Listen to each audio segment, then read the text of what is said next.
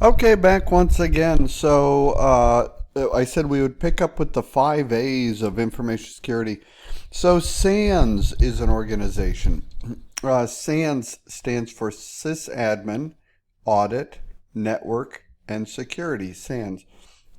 And in fact, we're going to use some of the SANS policy templates. I provide a link in during this course. So SANS, among others, they'll keep a list of security functions, and one of them is the 5 A's. And it stands for authentication, access, audits, alarms, and availability.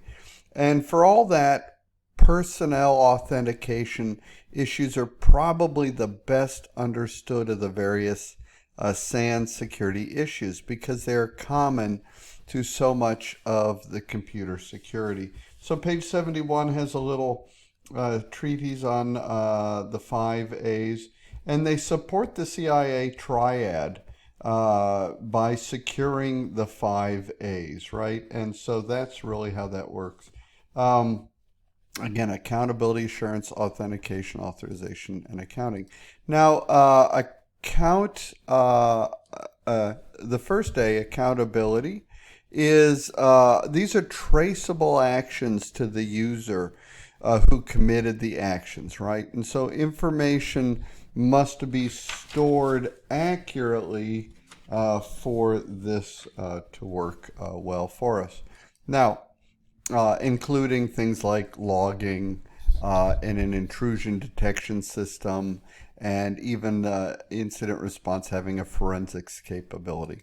Now, the next A was assurance, right? And assurance is about efficient security measures that are designed and tested to ensure that we're assured. That's hard to say. So, activities can include auditing and testing and reporting as part of this process, right? Um, and that's what assurance is about. Now, authentication is the next A. This is a foundation of network security models, authentication. The positive identification of user is really at the heart of it, like through a password and user ID combination. And they may include IDs and passwords. They might also include biometrics or tokens, PKI, etc. We'll talk about that. So anyhow, it's the positive identification of the person or system that is seeking access. Okay. The next of the 5 A's is authorization. This is granting user access to the information. So first you're identified, then you're authenticated, then you're authorized. You get access. And there are going to be different levels of access. For example, read only, read and write, or full access, right? These are various permissions that you can define in Windows or Linux systems, etc. So it's the act of granting the access. The next of the A is accounting. This rule really centers around logging access and the use of resources, right? So it keeps track of a user access and the resources used and the length of time, for example. One of the keys to logging is the timestamp. If I'm a hacker or if I'm the bad person, one of the things I want to do to cover my trails is to go back and try and eliminate timestamps in logs, right? And that happened in the recent Sunburst attack. So that's about accounting, okay?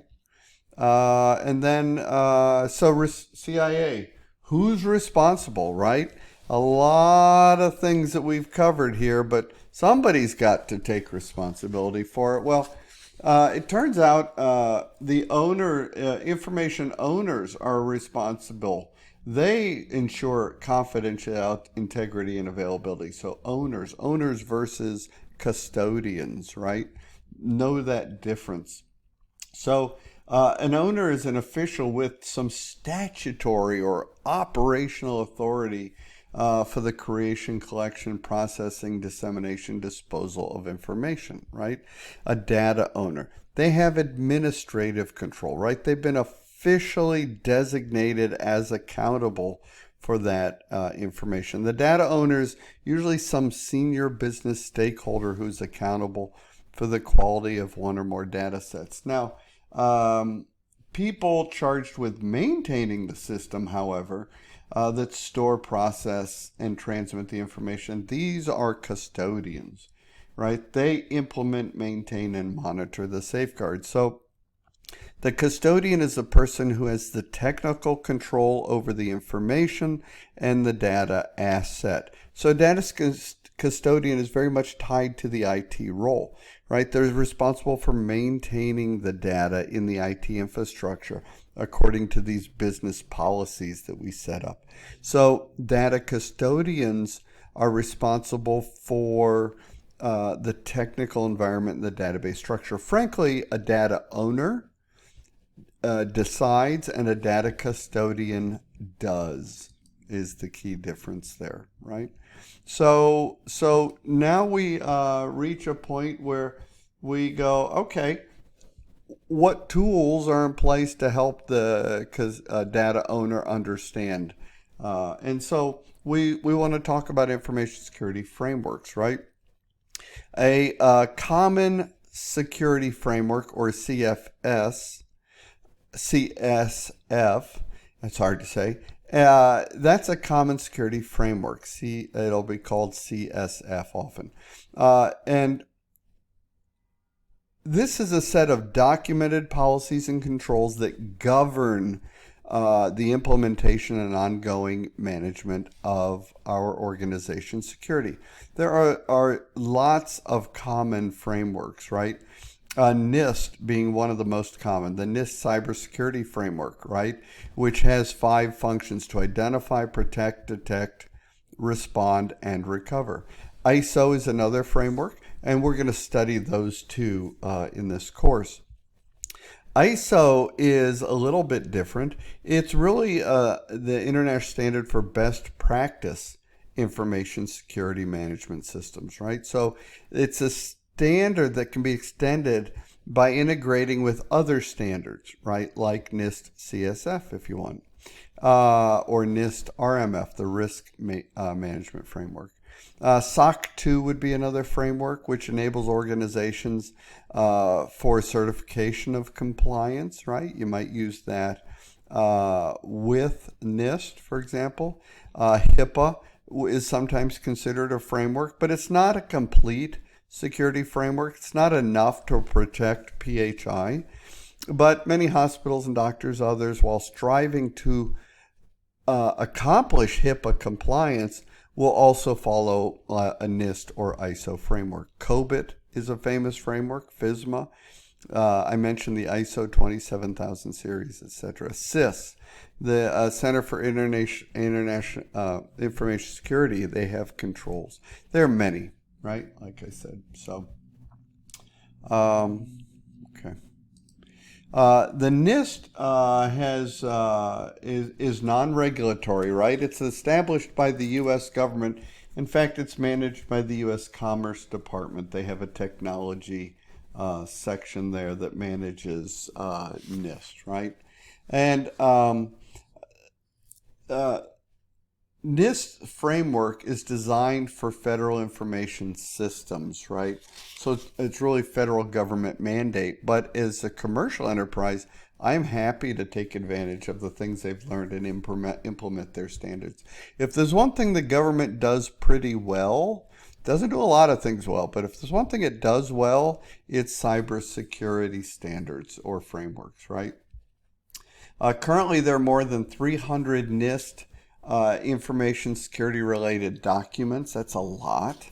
And so they include the Federal Information Processing Standards, or FIPS. There are special publications. We know them as SP, the 800 series. And they even do ITL bulletins, which you might want to get on that mailing list. Then the next set of